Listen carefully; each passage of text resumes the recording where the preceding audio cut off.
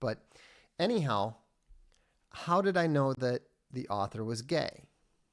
Well, it was pretty obvious to me from the very beginning. In fact, what I wrote was, one cannot really say that Fight Club has a homosexual subtext because the concept of a literary subtext generally implies some degree of subtlety, and at the very least demands an absence of screaming obviousness flaunting itself in the reader's face with all the discretion of a Sydney Pride parade. I mean, I don't know how to put this for those of you who are Fight Club fans, but let's just say that the entire book is not about fighting. It's not about Fight Club. It's not about masculinity, and it's not about men fighting with other men. The whole book is about the underground sodomy scene. That's what the book is about. It's all about the gay subculture. And so look at this. Look at this. At the very beginning, it begins with Tyler and me at the edge of the roof, the gun in my mouth. I'm wondering how clean this gun is. Okay, it's not a gun. It's not Tyler's gun. No sooner does the oral performance come to an end than the second chapter begins with the reader discovering his weekly release in the massive arms of Big Bob. It's the only place that he can find release, we're told. It's the only place that he can cry. Okay? Let's just say, just like he wasn't referring to an actual gun in the first scene, in the second scene, he's not referring to emotional release, weekly emotional release, and he's not referring to tears. He's referring to physical release and something other than tears. And the other thing that Big Bob introduces is the theme of gender confusion. He doesn't have any testicles, we're told, and he has what were called bitch tits. And the meeting of the support group in the basement is a foreshadow of the activities of the Fight Club, the club that dare not speak its name. And in fact, he even describes it as the men standing together the way wrestlers stand, locked, and exchange bodily fluids. In the earlier case, the fluid is tears. Later, it's blood and sweat. In both cases, they are metaphors for an entirely different substance. And so there's other semiotic clues, but the most important one is the fact that the protagonist cannot perform and he cannot find release when there's a woman there. He actually talks about how her sex defiles the one real thing in his life, the thing he needs, and his reaction to the woman being there is a combination of hatred, disgust, and fear. And I was going to say that it doesn't get much more gay than that, except for the next scene, in which he describes a slippery red penis towering 4 stories over the unsuspecting heads of a movie audience.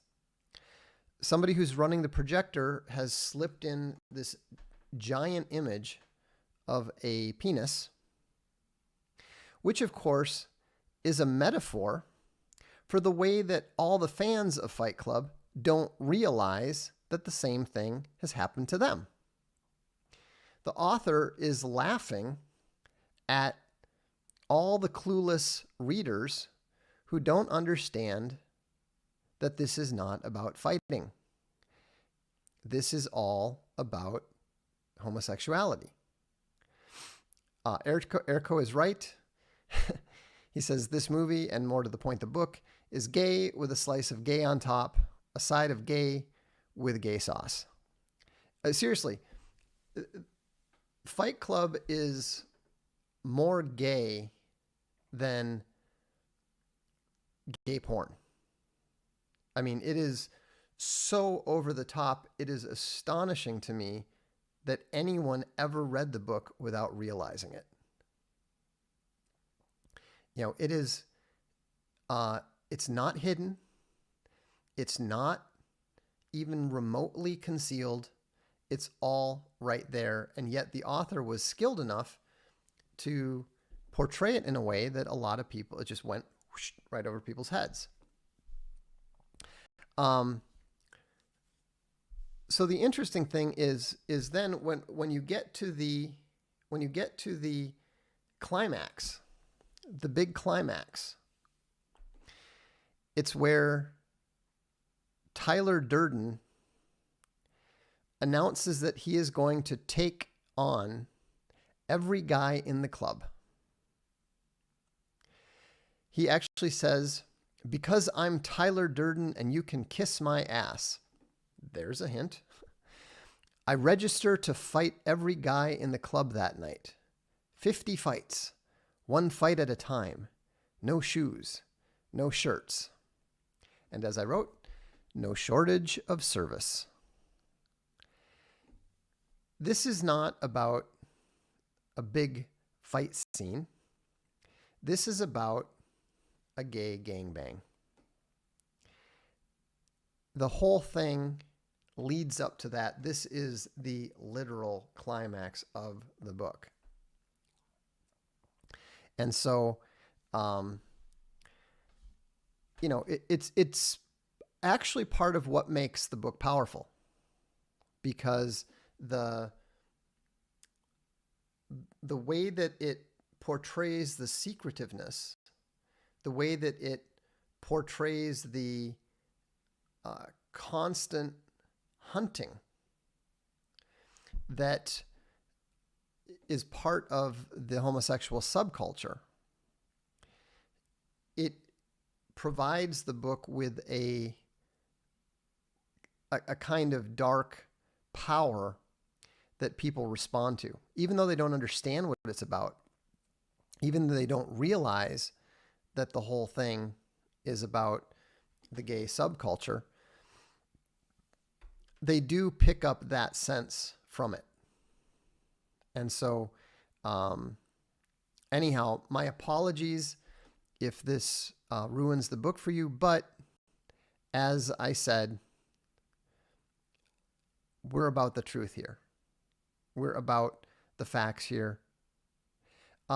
Sammy Haas says, so this is total wizardry. This is literary wizardry. This is a little bit different than the kind of wizardry that he's talking about. I admire Chuck Palahniuk as a writer. You know, the way that he wrote this, you know, it is a very well-written book. It's not the kind of thing that I'm interested in. You know, I was vaguely interested in it because I thought, well, you know, book about fighting could be interesting. But as NM said, a kid I knew in high school who turned out to be gay loved Fight Club. Well, absolutely. Of course he would. You know, and here's the other thing. I mean, how on earth did you miss that? The whole metaphor about soap. I mean, you know, I laughed so hard when I saw that cover, especially because of, you know, my essay and what I had written. And so, you know, it's so in